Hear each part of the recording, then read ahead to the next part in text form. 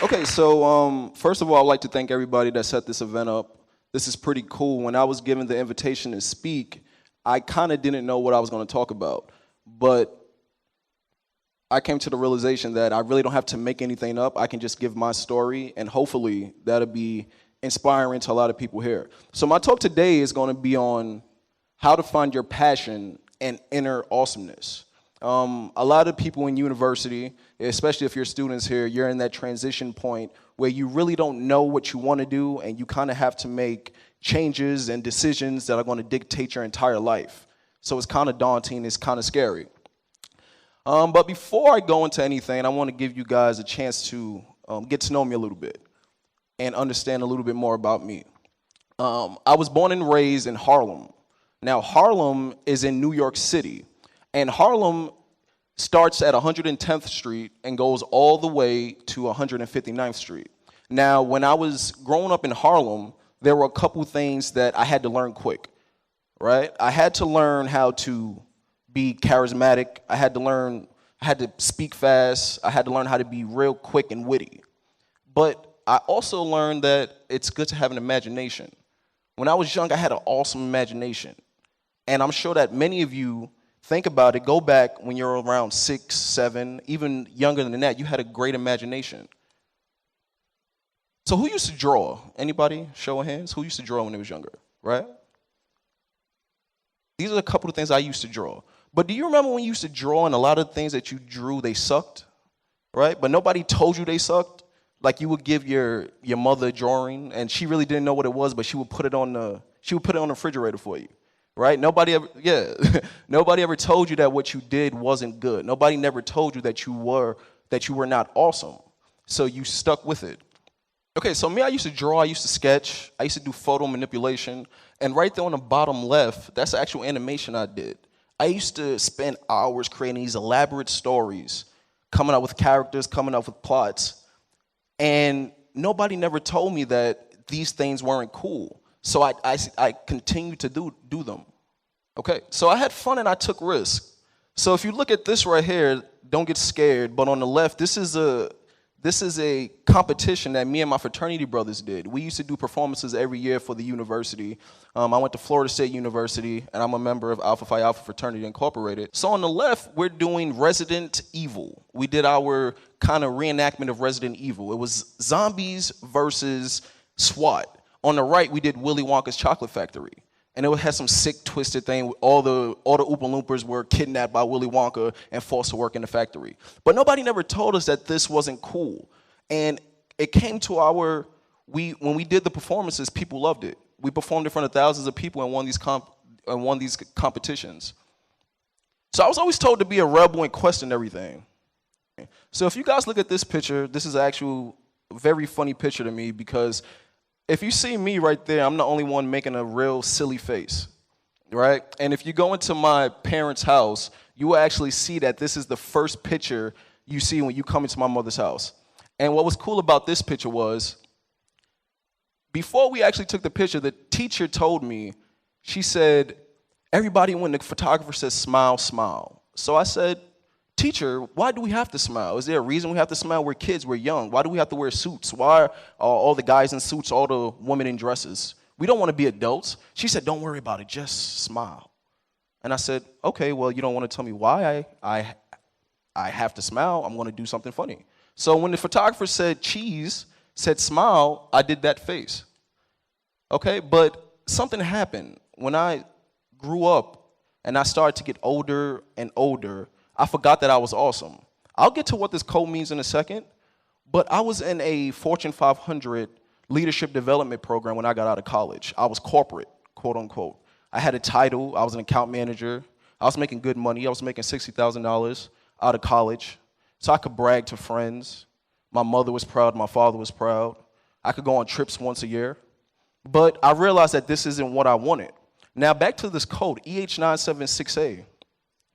This was the actual code that I was identified by in my company. So when they wanted to email me, they didn't email me at Eugene Hennie, they emailed me at EH976A. When they wanted to look up my sales records, they looked up EH976A. I started to think, why don't you guys just call me EH976A? because that's how you identify me anyway. So I realized that I was a part of a system. I wasn't no longer a person. I was no longer Eugene. So this is what society wanted. They wanted the clean-cut Eugene. They wanted the Eugene that wore suits, that wore glasses, that wore specs. I was all proper, but this is what I wanted. I wanted to do flips. I wanted to travel. I wanted to hang out with cool people. I wanted to experience life.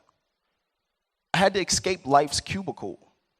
I was working 9 to 5. I was young, and I hated it. I was putting on something that I didn't want to carry every day. And I would come home emotionally drained, spiritually drained, because I was trying to please everybody else instead of pleasing myself. But then I got an email from an angel. And she's going to be mad at me for doing this. But this was from my girlfriend, Jasmine. She's sitting right there. You guys give Jasmine a round of applause.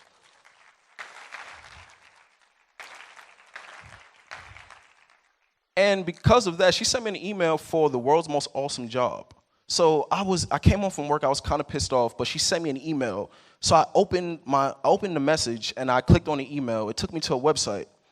And the website said, do you want to work in the world's most awesome workplace? Do you want to be around the world's most awesome people? Do you want to travel? Do you want to work on projects you love? And I was like, this is a scam. That can't be true, because I make $60,000 out of college, right? So you're telling me that I can make money, travel, do cool things, meet cool people, go to all these cool places, and still be happy? That's not true. So I deleted the email. What happened next was something pretty cool. A buddy of mine, he worked for a bank. He sent me an email. He said, hey, Eugene, we want to go to South America. We want to go on a cool trip to South America. And he said, hey, do you want to go? I said, yeah, man, I'll go. So I went home, booked the ticket. Fast forward a couple weeks, I'm sitting on a plane, and I am petrified because the plane is about to take off, and this is the first time I've ever been out the country by myself. And every negative thought in the world started going through my mind. What if I go there? I don't speak Spanish. What if I get lost? What if they kidnap me? What if the plane doesn't take off? All these just thoughts started going through my mind. So I sucked it up, got on the plane, took off, and the result was something amazing, guys. It was beautiful. I had the best time of my life. So I saw beautiful cities. I hung out with the locals. We white water raft, ATV'd up volcanoes, zip lined across jungles, and we did all this cool stuff. Like, look at this picture. Like, those are me and all my friends, and you see the lady right there? She has a baby, and she's ATVing with us. Like, that was cool. It's very awesome. So what I decided to do was I quit. I quit my job. This is me in the parking lot after I quit. That's me putting up pictures of my actual travel ticket on Instagram. I was so excited. I said my life is about to change, and all these cool things are about to happen. So needless to say that when I came to Kuala Lumpur, I was mind blown because the company that I was around was amazing. Over 30 different nationalities were represented in the company that I worked for. I had people that loved art, people that loved music, people that loved design, people that loved business. Everybody was embracing their passion. And I said, this is cool. This is awesome. So something happened, a side effect happened, and I started to do awesome things again. I enjoyed entrepreneurs. I enjoyed talking to entrepreneurs. The guy in this picture right here, his name is Justin Harrell, and I had a chance to meet him. He started a company with $50 and eventually sold it for $80 million. And so now I was able to see guys like this and be inspired by guys like this every month when we organize these events. The first time I actually spoke since being in Kuala Lumpur was at an assignment event.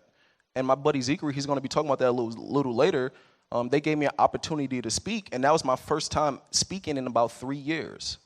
I started a website, anti-entrepreneur.com, and that was pretty cool because we created an online community where entrepreneurs can come and listen to interviews with other entrepreneurs, download how-to guides, and get all this awesome, cool stuff. Even after that, I started a podcast. And that was kind of ironic because I was this guy from New York, this guy from Harlem that came to Kuala Lumpur, and now I'm doing a podcast. I never thought that I would do a podcast. Okay, I started traveling. When I lived in America, the only time I've been out the country was when I was around 23. But within 6 months of being here in Kuala Lumpur, I went to 4 or 5 different countries. So I had to ask myself why. When I took a chance and I just stepped back and I decided to ask myself why. Why did all these cool things happen? What decisions did I make? What principles, what code, what commandments were What was I following that made all these things happen? So the first thing I would tell you guys to do is to know yourself. Who are you? What are the things that you like? What are the things that you dislike? What pisses you off? What makes you smile? A lot of people don't know this. I'm sure that if you were to ask your neighbor, who are you? What do you like? A lot of people, they have a hard time. They don't know what it is that they like. Number 2, embrace yourself. And I love this picture because if you're a nerd, embrace that you're a nerd. If you're an athlete, embrace it. Because once you embrace it, everything in life becomes easier. It's easy for me to come up here and speak to you guys without getting all shaky because I've embraced who I am. I'm a guy from New York that came to Malaysia to do great things. And so me talking about it makes it a little easier because I've embraced that. Surround yourself with encouraging people. I love this photo because this photo shows you that the company you keep is going to kind of dictate where you go in life. This is Barack Obama with Steve Jobs, with Mark Zuckerberg, the CEO of Netflix, the CEO of Twitter, Yahoo, Oracle. Imagine what they're talking about. They have to be talking about cool stuff. So there's a quote that says you're the average of the 5 people that you keep around you. So if you surround yourself with cool people, successful people, inspiring people, you're going to be inspired. You're going to be cool. You're going to be successful. You're going to be motivated. And if you surround yourself with people that suck, that people that always want to put their negative energy on you, you're kind of going to down spiral. Number 4, know what you want. Now you have to know yourself, but you have to know what you want, right? Some people think that they want $1 million, when in all reality, they don't want $1 million. They want to be able to travel. They want to buy their mothers a house. They want security. They want some freedom. So know what you want. Number 5, work your ass off. And this is cool because if you guys don't know Gary Vaynerchuk, he's kind of like the king of social media. And he started when he was real young selling wine. And his advice, he calls it Hustle 2.0. If you like something, work hard. That's all you have to do. Lose sleep.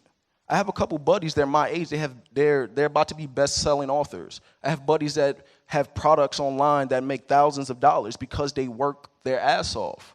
They put in the time when everybody else is out partying, they're in the house, they're in the lab working on things. Now make the impossible the new possible. Now what do I mean by this? To me, growing up in Harlem, it was impossible that I would go to college, but it happened. It was impossible that I would get a job working for a Fortune 500 company, but it happened.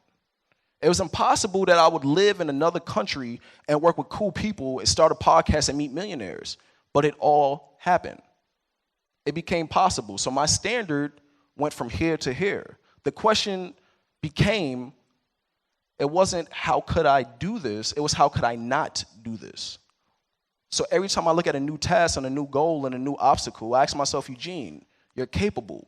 You've made it this far. How could you not do this? Number 7, fail hard and fail often. People don't like to fail. Think about it, guys. How many times have you failed? You had a lot of fails today, but you don't remember your fails. You remember all your successes, right? So you have to fail. Think about coders. I love to use this example and this analogy of coders because coders fail all day. They're at their computers just coding away.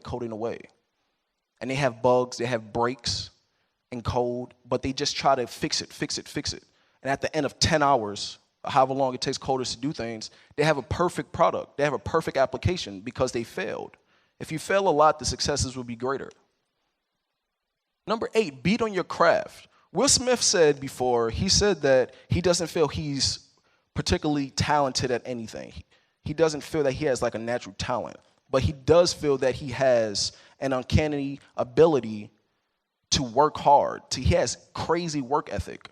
So I like to use the analogy of, I like a lot of computer games. I play Elder Scrolls a lot. And in Elder Scrolls, you have to build swords, but you start with raw material. You start with iron ore, and you have to make an iron sword. So think of your talent or your God-given ability as that raw material. You have to take it and beat on it. You have to perfect it. You have to sharpen it. You spend hours doing this, and soon you're going to have a weapon that you can use to go out and conquer the world. Number 9, learn to embrace confrontation. Now, how many of you guys want a raise at work? You guys want something from somebody, but you're afraid to go confront them about it. A lot of people hate confrontation. They try to go around it. They go the opposite way. They'll try everything that they can do to try to avoid confrontation. But it's when you meet confrontation face to face, great things happen. I had to embrace confrontation coming here today. I thought, what if I slipped on stage? What if the projector stuff didn't work, right? But when I got here, I embraced it, and all that fell off me. I kind of left it down there.